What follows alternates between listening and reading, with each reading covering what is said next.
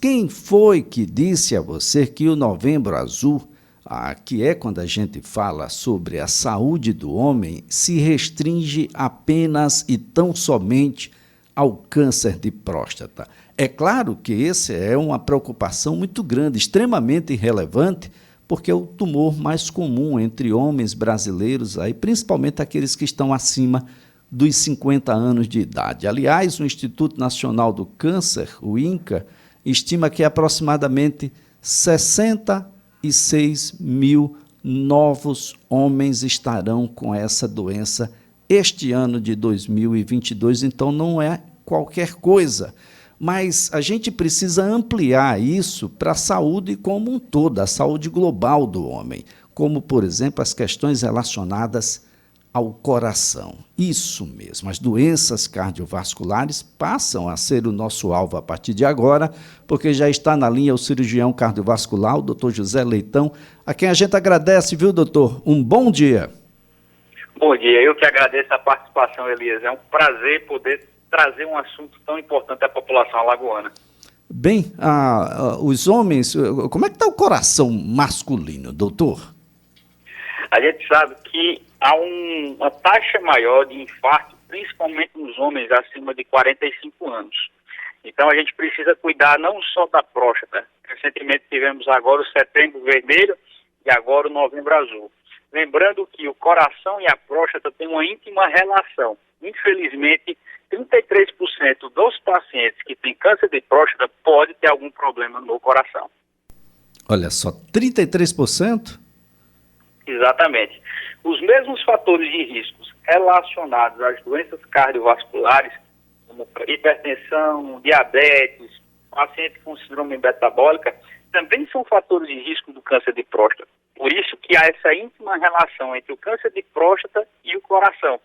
E muitas vezes, infelizmente, acaba se descobrindo esse problema no coração quando o paciente tem um câncer de próstata, que começa aqueles exames e acaba aumentando ainda assim a mortalidade dessa doença.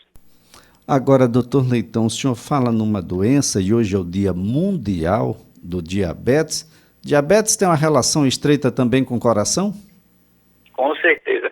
Fora a hipertensão, a diabetes entra como um dos principais fatores de riscos relacionado ao coração.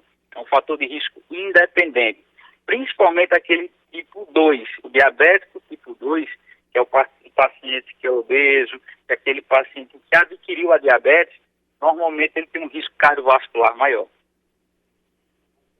O que é que acontece, doutor Leitão, quando a gente tem o diabetes? Por que a gente fica tão propenso a acidentes vasculares cerebrais? Por que AVC também tem uma relação direta com o infarto agudo do miocárdio? Por que a gente infarta tanto, doutor?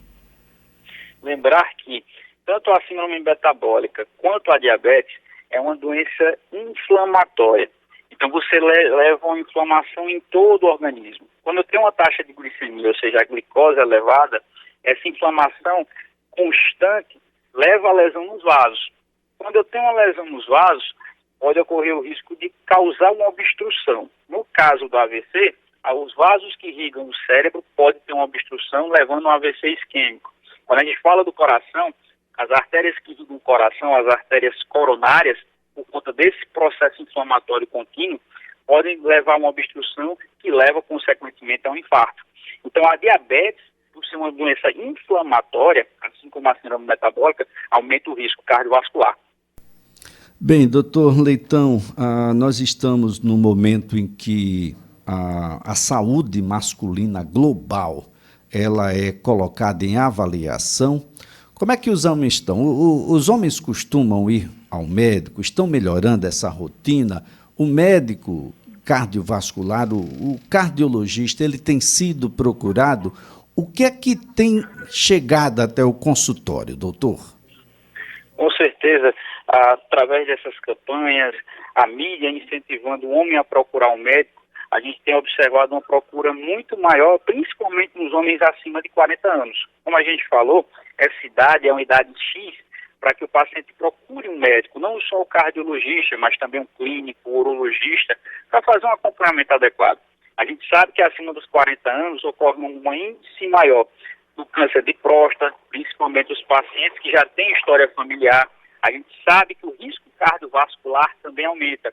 Então, os dados mostram que a gente tem reduzido o sedentarismo, principalmente entre os homens, mas ainda precisa melhorar ainda mais essas taxas.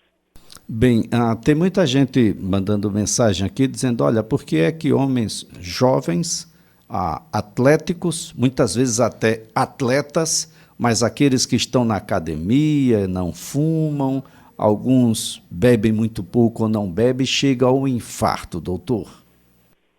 Existem muitos fatores. Um dos principais é a história genética. Não quer dizer que o paciente, o indivíduo que é atleta, ele não tem um risco cardiovascular. A gente sabe que o fator genético, a história familiar, ela pesa muito. Então, se você tem alguém na família que teve morte súbita, alguém da família que infartou abaixo dos 45 anos ou que teve câncer, procurar um atendimento, um acompanhamento mais precoce para que essa investigação seja iniciada. Outro fator também importante é o uso de anabolizantes. Infelizmente, a gente vê nas academias e atletas de alta performance o uso indiscriminado de algumas substâncias que aumentam o risco cardiovascular, principalmente os anabolizantes em altíssimas doses. A gente tem observado alguns atletas, outros dizem atletas, que fazem acompanhamento, entre aspas, com profissionais capacitados e fazem uso de medicações até 10 vezes mais do que o permitido. Isso tudo numa busca não só por performance, mas principalmente por estética. Então, isso acaba aumentando o risco cardiovascular do paciente jovem. Doutor, fumo, álcool, mas eu vou agregar mais um ingrediente aí nessa receita. Além do fumo e do álcool, energéticos, doutor, são bem-vindos? Com certeza. Lembrando que a gente tem observado um maior índice de tabagismo, principalmente do cigarro eletrônico, conhecido vape. Porque como ele é utilizado de forma indiscriminada, já que ele exala uma fumaça cheirosa, ele não causa um mal-estar, já que é uma essência, a gente sabe que o vape ele causa um risco maior do que o cigarro convencional. É um fator de risco também importante para os pacientes jovens. Então, lembrando que o tabagismo continua sendo um fator de risco independente, não só para o coração, mas também para o câncer. Bom, os energéticos são assim, digamos, despretensiosos? As pessoas acreditam que não faz qualquer mal, não tem qualquer problema a sua ingestão? A ingestão, no caso, só repetindo um pouquinho a pergunta, Elisa. Os energéticos, tem muitos por aí com a base, uma dose considerada até mesmo grandiosa de cafeína. Isso não tem qualquer relação com os problemas cardiovasculares, doutor? Com certeza, com certeza. O uso abusivo de cafeína em superdoses pode levar ao vasoespasmo coronariano, ou seja, o paciente pode ter um infarto, o vasoespasmo da coronária. O que é isso? É quando a coronária fecha pelo excesso de adrenalina ou pelo excesso de cafeína, assim como também aumenta o índice de arritmias, inclusive arritmias malignas. Se a gente for trabalhar nas emergências do Estado, ou hospitais privados, hospitais públicos, a gente tem observado também um aumento de pessoas jovens que fazem uso desse tipo de suplementação com um índice muito maior de arritmia e principalmente arritmias malignas que podem levar ao risco de morte súbita. Bem, doutor Leitão, hoje a medicina, os médicos, eles já estão dotados de equipamentos mais modernos que são capazes de identificar anomalias com mais precisão. As cirurgias elas avançaram, as drogas estão mais eficientes, doutor. Digo, os médicos estão melhor municiados com equipamentos, drogas e intervenções que podem fazer com que, diagnosticado num tempo hábil, a gente possa sim ter solução para uma imensidão de doenças cardiovasculares? Sem dúvida alguma. Lembrando sempre que o diagnóstico precoce e o paciente, digamos assim, eliminar alguns fatores de risco, continuam sendo as melhores formas de a gente evitar que o paciente tenha alguma doença cardiovascular. Mas trazendo de modernidade, nós temos alguns exames, como, por exemplo, a angiotomografia de coronária, onde esse exame já é realizado aqui em Maceió em algumas clínicas, onde eu consigo avaliar o índice de cálcio nas coronárias, se existe alguma obstrução importante nos vasos do coração, sem precisar fazer um cateterismo. Então, hoje a gente lança em mãos alguns procedimentos onde a gente consegue evitar ou reduzir essa morte por doença cardiovascular. Além disso, o tratamento para insuficiência cardíaca, o tratamento medicamentoso, reduziu bastante a mortalidade, melhorando também assim a qualidade de vida do nosso paciente. Então a gente hoje tem, digamos assim, armas para tentar melhorar a qualidade de vida do nosso paciente e também prevenir que esse paciente não evolua com um desfecho desfavorável.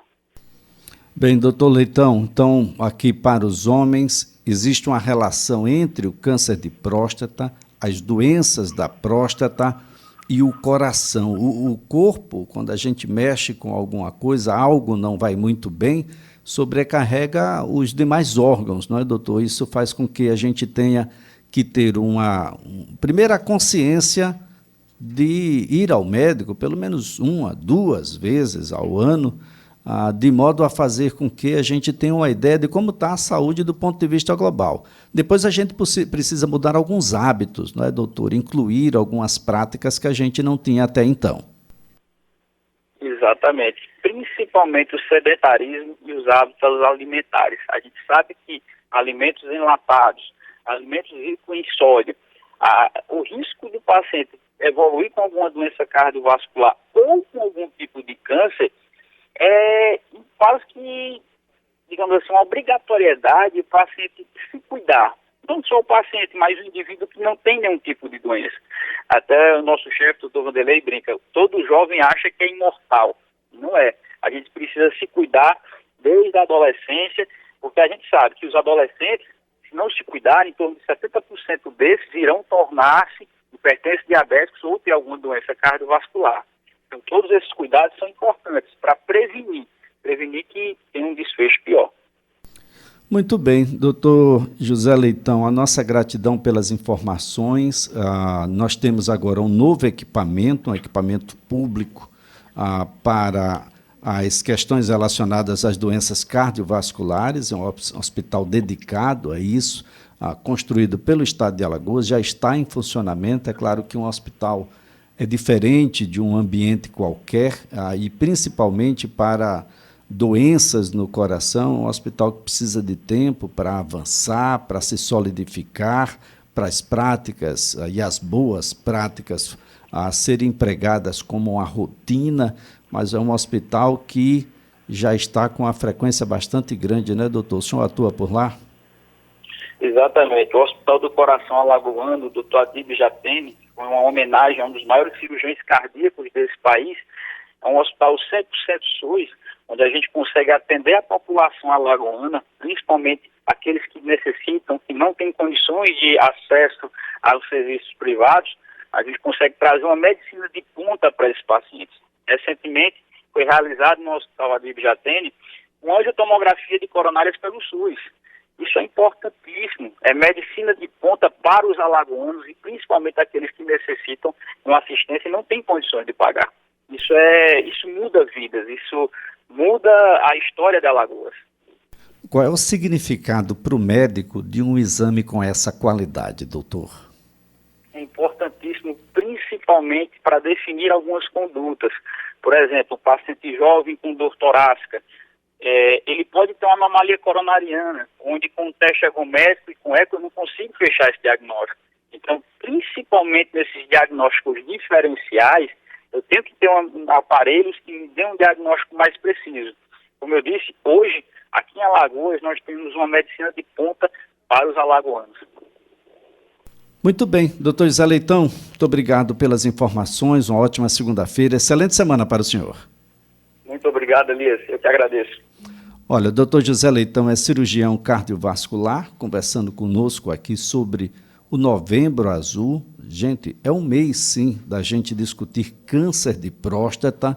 Aliás, estaremos aqui com urologistas para conversar sobre o tema, mas é um mês da gente entender de que o câncer de próstata é apenas um chamamento ao homem a que ele faça os exames gerais, para que ele saiba qual é a sua situação atual da saúde como um todo.